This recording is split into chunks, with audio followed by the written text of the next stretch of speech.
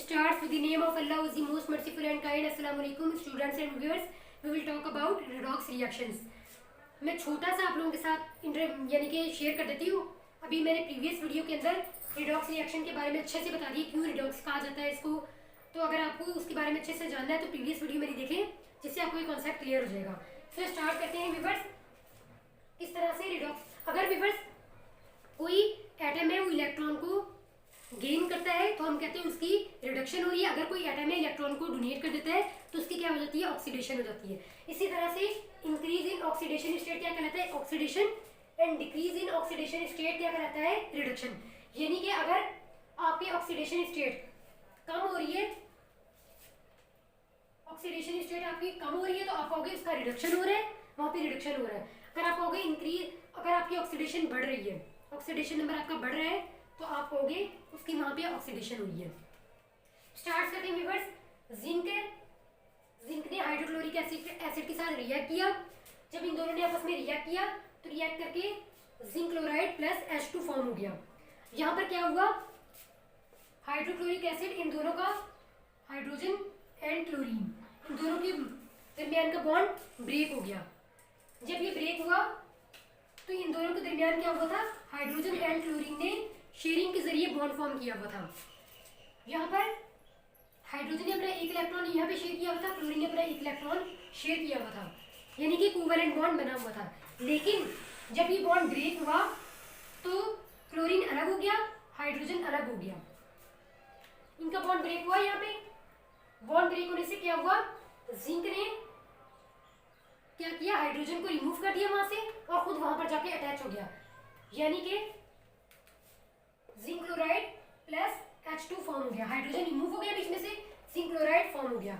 अब यहाँ पे हम इनकी ऑक्सीडेशन स्टेट को फर्स्ट ऑफ ऑल चेक करते हैं. जिंक के आउटर मोस्ट शेल में कितने इलेक्ट्रॉन्स होते हैं, 2 इलेक्ट्रॉन्स होते हैं.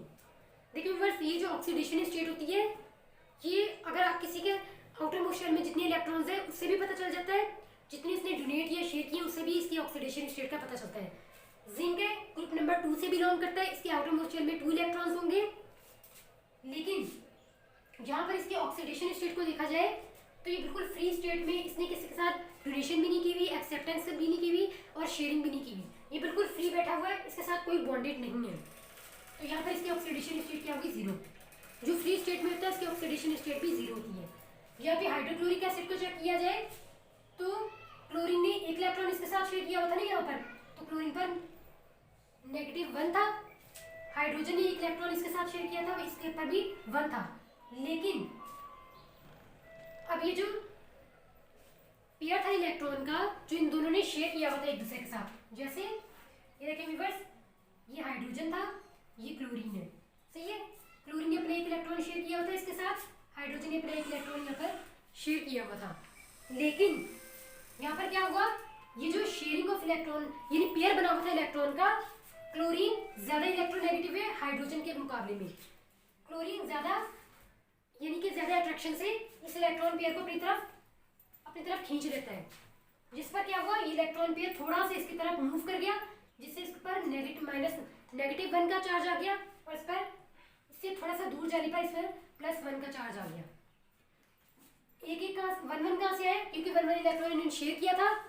पॉजिटिव इसलिए कि इससे थोड़ा सा इलेक्ट्रॉन पेयर दूर चला गया, इसलिए इसके पॉजिटिव आ गया, इस पर नेगेटिव इसलिए कि इलेक्ट्रॉन जो है ना, इलेक्ट्रॉन पेयर वो इससे थोड़ा सा नजदीक आ गया. अब इनकी ऑक्सीडेशन स्टेट ये रही, -1 +1. अब यहाँ पर चेक करो, यहाँ पर -1 इसकी ऑक्सीडेशन स्टेट है और हाइड्रोजन की +1 है. यहाँ पर इसकी जिंक की 0 है, इसकी +1 है, हाइड्रोजन की, क्लोरीन की -1 है. अब यहाँ पर चेक करते हैं हम लोग. जिंक है, ये जिंक है, इसने क्लोरीन के कितने एटम्स इसके साथ कंबाइन है, 2. ये एक जिंक के साथ 2 क्लोरीन के एटम्स कंबाइन हुए हैं. अब आप देखें, जिंक ग्रुप नंबर 2 से बिलोंग करता है, इसके आउटर मोस्ट शेल में भी 2 इलेक्ट्रॉन्स होंगे. ये देखिए आप, ये क्लोरीन है, इसके आउटर मोस्ट शेल में 7 इलेक्ट्रॉन्स होते हैं.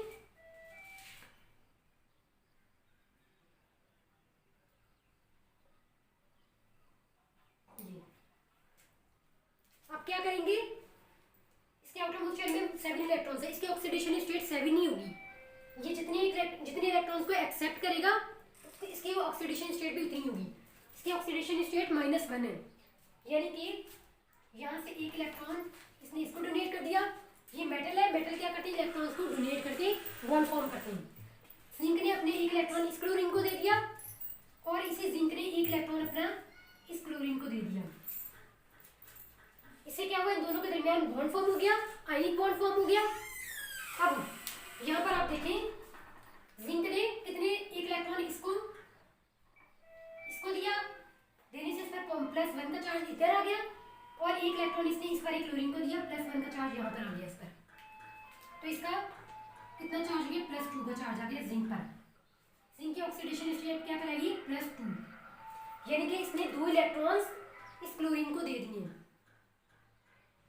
यानी कि इसने बॉन्डेड फॉर्म, यानी कि बॉन्डेड इलेक्ट्रॉन्स कितने इसके पास है, यानी कि इसने कितने बॉन्ड इलेक्ट्रॉन्स दिए, इसने 2 इलेक्ट्रॉन्स इसने इसको दे दिए, इसलिए इसकी ऑक्सीडेशन स्टेट +2 हो गई।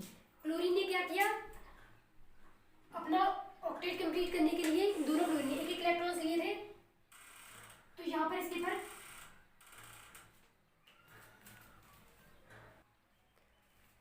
अब व्यूअर्स अब हम क्लोरीन की ऑक्सीडेशन स्टेट चेक करेंगे। क्लोरीन है -1 की, यानी कि -1 की ऑक्सीडेशन स्टेट पर है, यहाँ पे -1 की ऑक्सीडेशन स्टेट पर है।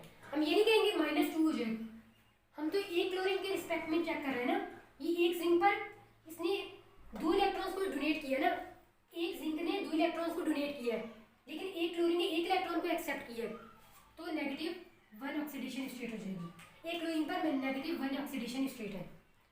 और यहाँ पर हाइड्रोजन को चेक किया जाए तो हाइड्रोजन कौन सी फॉर्म में पड़ा हुआ है, यहाँ पर एलिमेंटल फॉर्म में पड़ा है, फ्री स्टेट में पड़ा है, इसने किसी के साथ बॉन्ड फॉर्म नहीं किया हुआ। इसके साथ कोई दूसरे एटम है, जब 2 एक जैसे एटम्स होंगे वो आपस में कंबाइन पड़ेंगे। लाइक अगर आप यहाँ पे ऑक्सीजन को देख लो तो आप कहोगे एक ऑक्सीजन ने दूसरे ऑक्सीजन के साथ बॉन्ड फॉर्म किया हुआ है, तो ये तो सेम एटम्स है ना। अगर सेम एटम्स एक दूसरे के साथ कंबाइन है तो उन पर ऑक्सीडेशन स्टेट भी 0 होती है।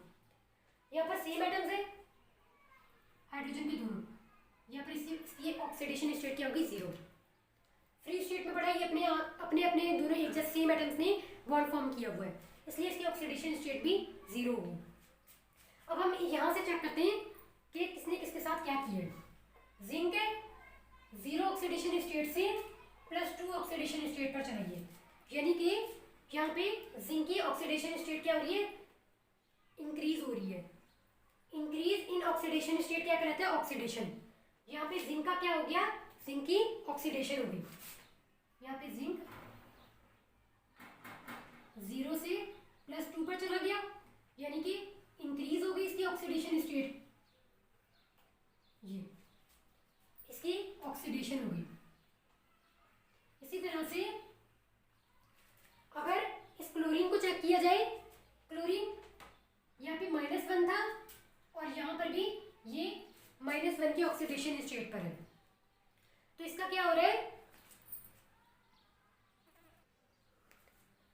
यहाँ पे क्लोरीन की ऑक्सीडेशन स्टेट वही है। हम हाइड्रोजन की चेक करते हैं तो हाइड्रोजन पहले यहाँ पर +1 की ऑक्सीडेशन स्टेट पर था, अब ये +1 से चला गया 0 पर, यानी कि इसकी ऑक्सीडेशन स्टेट +1 से चली गई 0 पर, यानी कि डिक्रीज हो गया, ये इसकी डिक्रीज हो गई oxidation state. Decrease in oxidation state क्या कहलाता है, रिडक्शन कहलाती है, यानी कि हाइड्रोजन का क्या हुआ, रिडक्शन हो गया। यहाँ पे ऑक्सीडेशन एंड रिडक्शन साइमल्टेनियसली आप खुद चेक कर सकते हो रहा है। जिंक का क्या हुआ, ऑक्सीडेशन हो गया, हाइड्रोजन का क्या हुआ, रिडक्शन हो गया। सो रिडॉक्स रिएक्शन हम इसको कह सकते हैं। Hopefully you understand. अब इसके बाद एक और नेक्स्ट एग्जांपल को शेयर करूंगी नेक्स्ट वीडियो के अंदर, जिससे और कॉन्सेप्ट क्लियर हो जाएगा। अल्लाह हाफिज़ एंड गॉड ब्लेस।